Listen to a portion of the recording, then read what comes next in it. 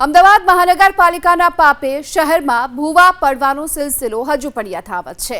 વાત છે રાજપથ રંગોલી રોડ પરની કે જ્યાંથી પસાર થતી એક કાર કોર્પોરેશનની બેદરકારીના કારણે ભૂવામાં ફસાઈ ગઈ।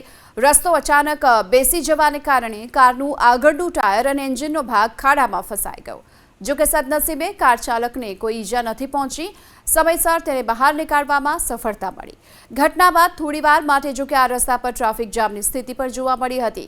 વરસાદી માહોલ કે પછી ભૂગર્ભ ગટર લાઇનની ખામીના કારણે શહેરમાં વારંવાર ખાડા પડવાની ઘટનાઓ બની રહી છે। છતાં અધિકારીઓના પેટનું પાણી નથી હલતું, જેના કારણે શહેરીજનોને હાલાકીનો સામનો કરવાનો વારો આવ્યો છે।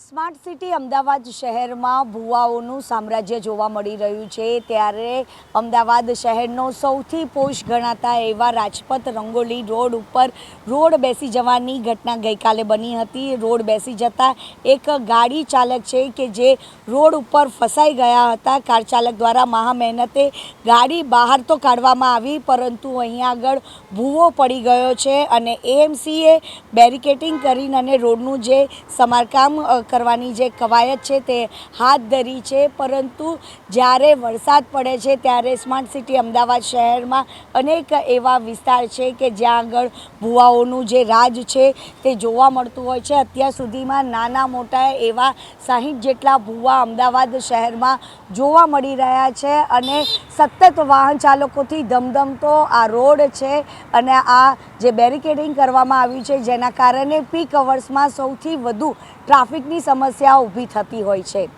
કેમેરામેન કૃણાલ ભાવસાર સાથે રાજલ બારોટ, એબીપી અસ્મિતા, અમદાવાદ।